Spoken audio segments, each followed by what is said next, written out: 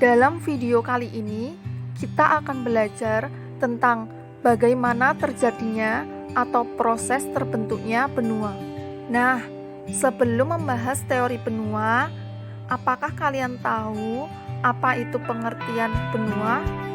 Jadi, benua adalah daratan yang luas yang pada bagian tengahnya kering karena tidak mendapat pengaruh angin laut yang basah dan lembab. Bagaimana? Sudah tahu kan apa itu benua? Selanjutnya kita akan membahas teori terbentuknya benua. Yang pertama, teori kontraksi atau contraction theory. Teori ini dikemukakan oleh René Descartes yang menyatakan bahwa dahulu bumi merupakan sebuah bola panas yang lama-kelamaan menyusut dan mengkerut karena pendinginan sehingga terbentuk gunung dan lembah-lembah.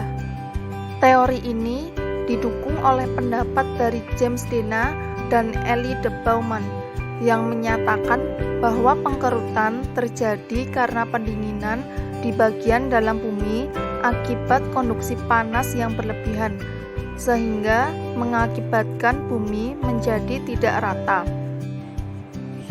Sayangnya, teori ini banyak mendapat kritikan, di antaranya menyatakan bahwa bumi tidak akan mengalami penurunan suhu yang sangat drastis, yang dapat mengakibatkan terbentuknya pegunungan tinggi maupun lembah-lembah yang ada di permukaan bumi. Alasannya, karena di dalam bumi terdapat banyak unsur radioaktif yang selalu memancarkan panasnya agar mendapat tambahan panas bumi. Selain itu, juga reaksi-reaksi kimia antar mineral di dalam bumi dan pergeseran-pergeseran kerak bumi dapat menimbulkan panas yang cukup. Yang kedua, teori dua benua atau yang biasa disebut Laurasia Gondwana Theory. Teori ini dikemukakan oleh Edward Hughes dalam bukunya The Face of the Earth dan Frank B. Taylor, bahwa pada mulanya terdapat dua benua di kedua kutub bumi. Benua-benua tersebut diberi nama Laurentia atau Laurasia dan Gondwana. Kedua benua itu kemudian bergerak secara perlahan ke arah ekuator atau garis khatulistiwa, sehingga terpecah-pecah membentuk benua-benua seperti sekarang.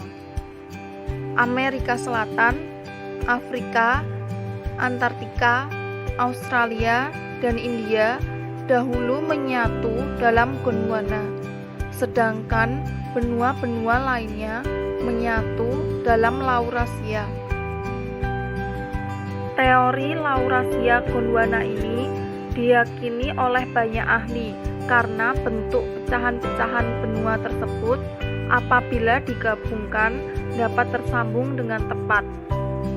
Teori ini diperkuat dengan fenomena adanya persamaan geologi di Amerika Selatan, India, Australia, dan Antartika karena daratan tersebut pada awalnya merupakan satu benua, yaitu Gondwana. Dan yang ketiga, teori apungan benua atau Continental Drift Theory.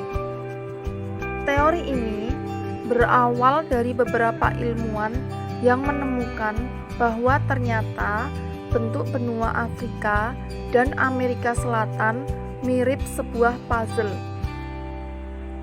Sehingga mereka berspekulasi bahwa benua tersebut awalnya tergabung, namun terpecah karena gempa bumi atau bencana alam lainnya. Banyak ilmuwan yang berpendapat mengenai hal ini. Namun, konsep apungan benua oleh Alfred Wegener dalam penelitiannya adalah yang paling komprehensif dan dapat dipercayai orang banyak. Meskipun ada satu hal yang kurang, yaitu bahwa Wegener bukanlah seorang geologis, melainkan ahli meteorologi dan geofisika yang berasal dari Jerman. Di mana dalam teori apungan ini, Wegener menyatakan bahwa sebelum zaman karbon atau kurang lebih 300 juta tahun lalu, semua benua yang ada sekarang ini tergabung menjadi satu yang disebut benua Pangea. Benua Pangea kemudian terpecah sekitar 135 juta tahun lalu dan menjadi dua benua, yaitu yang pertama benua Laurasia adalah superkontinen yang terpisah dari Pangea superkontinen pada masa Mesozoik akhir sekitar 200 juta tahun lalu. Benua ini merupakan dataran di belahan utara bumi yang terdiri dari Eurasia, yaitu benua Asia dan Eropa, serta Amerika Utara. Yang kedua, benua Gondwana. Benua ini berada di bagian selatan dan merupakan daratan luas yang terbentuk dari masa daratan benua Antartika, Afrika, Amerika Selatan, Australia, dan India, yang secara berangsur-angsur dua benua ini pecah menjadi benua-benua yang lebih kecil.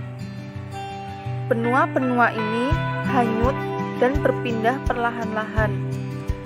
Pecahan benua-benua ada yang saling terpisah dan tergabung.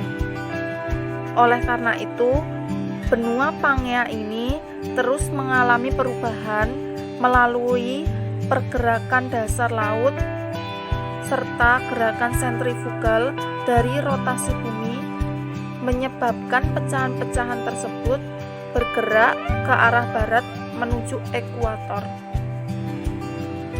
Dan butuh waktu lama hingga akhirnya terbentuk benua seperti sekarang ini.